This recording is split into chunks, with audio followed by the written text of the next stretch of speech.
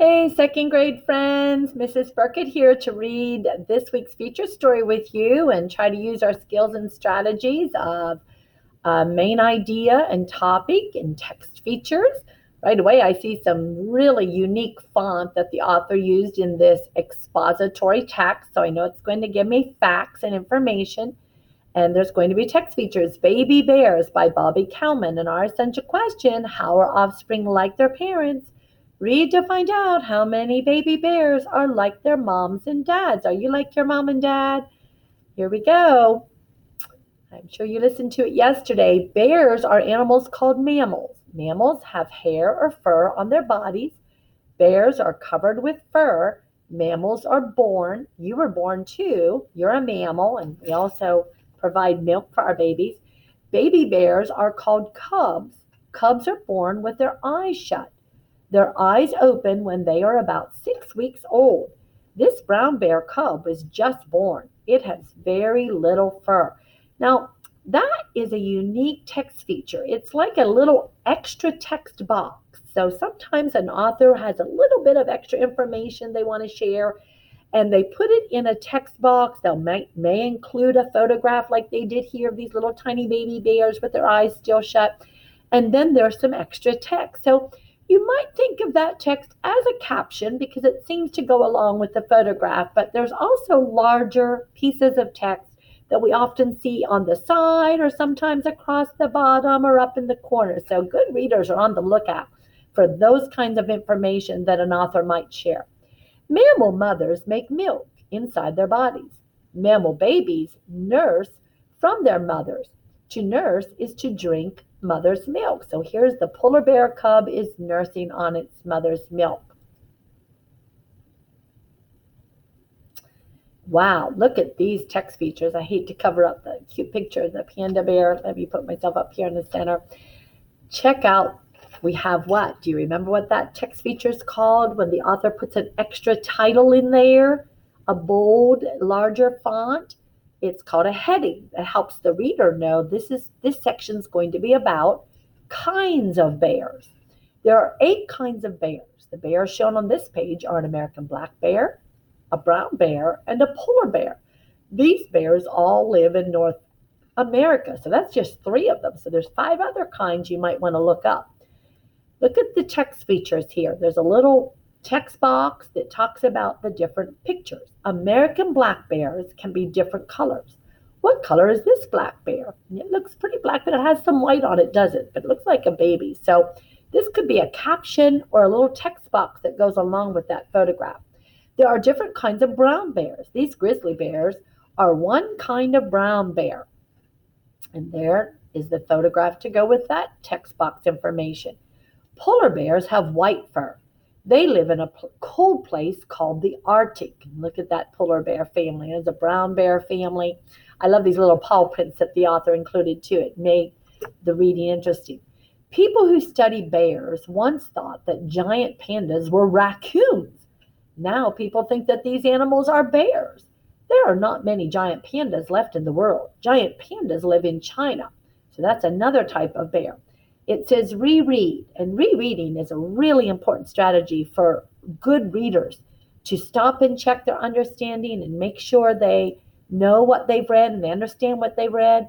So what animal did people used to think giant pandas were? Are you listening? If you didn't, you can always go back in the text and look. They thought they were raccoons. Reread to check your understanding. And I went right back and saw people who study bears once thought that giant pandas were raccoons. So good rereading is a great strategy. Let's see, we have another heading. So this section is going to be about bear bodies. Bears have 4 legs. They can walk on all 4 legs or on their 2 back legs. They have 5 toes with claws on each foot. Claws are curved nails. Here we have, it looks like those labels that we saw in Eagle and Eaglet. So it's a little sidebar, but it's pointing out some things in a photograph or a picture or a drawing or diagram. This grizzly bear cub has brown fur covering its body. Bears can smell, hear, and see very well. Bears use their claws to climb and dig. So labels kind of point out specific things that we might see in a photograph or a picture?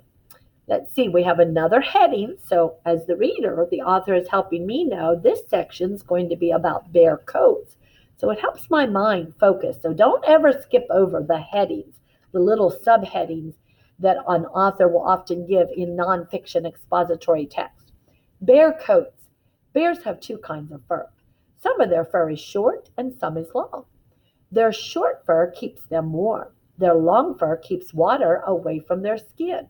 And it looks like I have a little caption here or maybe a little side text box. Polar bears have thick white fur, okay?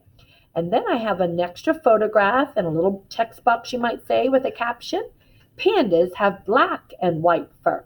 So we've learned about bears with black fur, brown fur, white fur, and black and white fur, right? Here we go. Are you thinking about the main idea? It's definitely all about bears and different types of bears.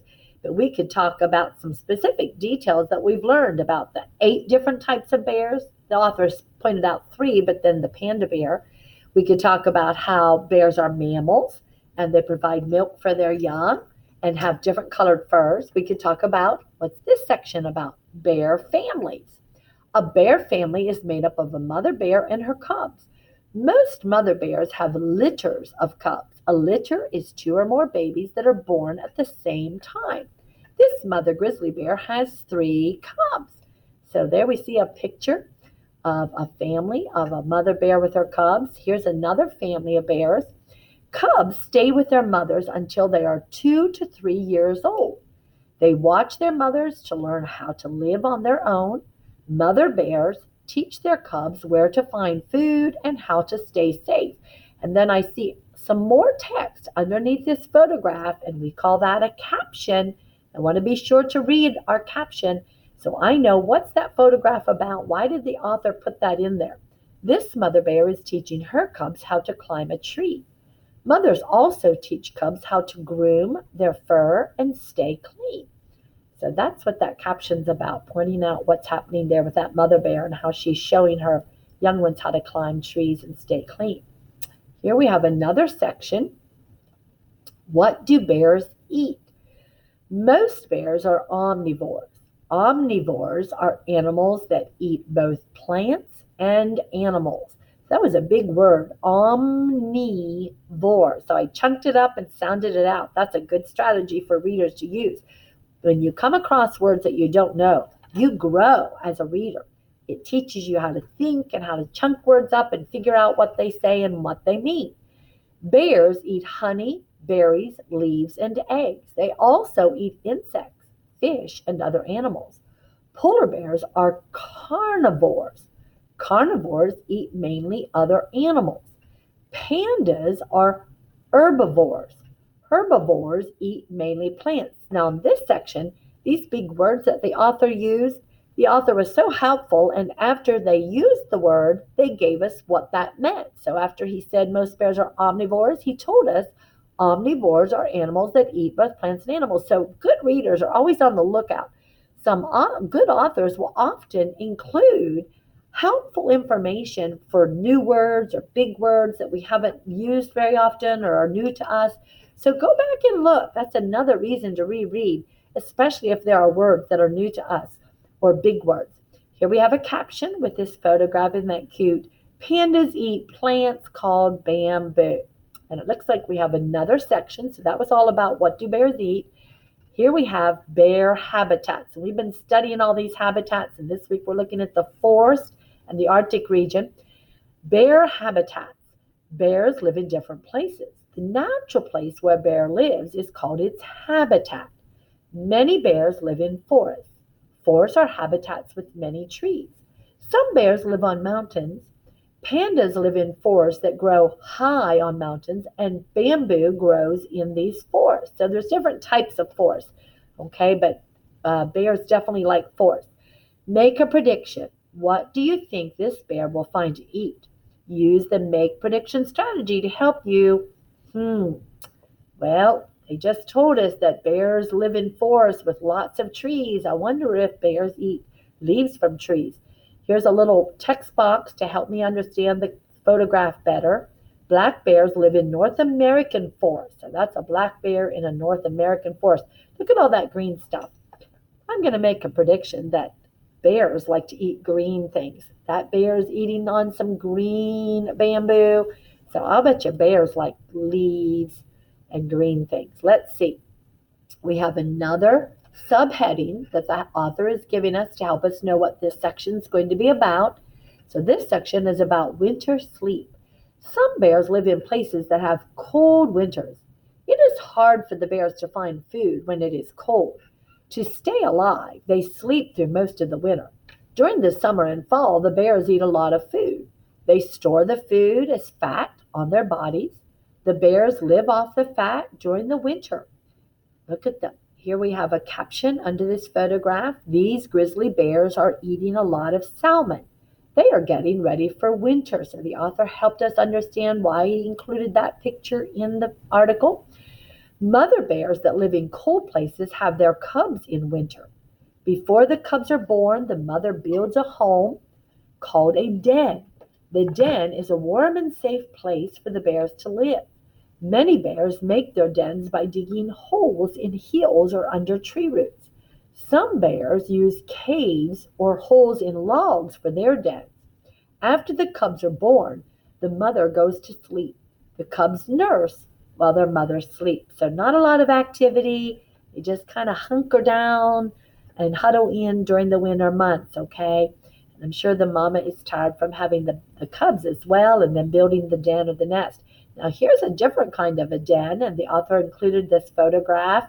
Some polar bears make tunnels in the snow to use as dens. So if they live in the Arctic like polar bears, they don't have maybe logs and things showing because of all the snow and ice. So they build into the ice and make tunnels in the snow.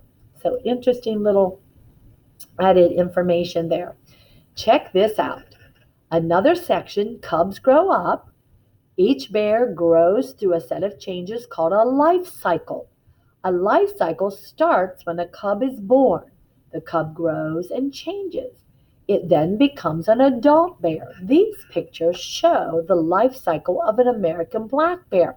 So look at these photographs, and I see these arrows, so it's helping me as the reader to know kind of where to begin, almost like the hands on a clock. So I know adult bears can make babies. A black bear cub drinks its mother's milk. Soon the cub leaves the den. It still nurses, but it starts eating other foods too. And the cub becomes an adult when it is 3 to 5 years old. So those arrows help me kind of follow that life cycle of a bear. And you might see that in other things that you read that have life cycles, or where the author wants you to see a process of how something begins and the steps that it takes in the process. So be on the lookout as a good reader for arrows like that to help you understand the information the author is sharing. This mother bear and her cubs are looking for food in a forest. The cubs will soon start living on their own and finding food for themselves. Check out this extra information. They look kind of thin, don't they? They need to find some food. It must be springtime. This black bear cub has just left its den. It is starting to learn about the world. The cub will quickly find out why it should not play with skunks. So this little cub's learning about animals as it leaves the den, doesn't it, after the long winter and starts looking for food. Because not eating all through the winter. Now the cubs drank their mama's milk, but their mother needs to find fresh food to stay strong. So the author, Bobby Coleman, has written books about almost every kind of animal. Once she spent months in Hawaii swimming with dolphins and whales so she could write about them. Baby Bears is Bobby's first book about baby animals. She loves writing about how they learn, grow, and change. The author's purpose. So let's think about that, because tomorrow on in your packet, there's a page about ways the author helped you know why did the author write that. The author's purpose is, what was the main reason the author wrote it? Now, you may have enjoyed reading it and found it fun and entertaining, but is that the reason the author wrote it? Authors often use headings in expository text. What are some of the headings in Baby Bears? And we saw that. How do these headings help you understand the information? So it talked about winter sleeping and the habitats, and the baby bears growing. So those different headings helped us know that the author wanted to share information with us. The author was sharing information. So the author's main purpose was to inform or give information. So here it's telling us we can do a main topic detail, and I'm not going to do that with you this week, but you're welcome to do it in your notebook if you want to kind of outline what were some of the main details that the author used or gave us in the article. Okay, hope you enjoyed our feature story, Baby Bears, and enjoyed reading it. Go back and reread it so you're prepared for our quiz on Friday. Talk to you soon.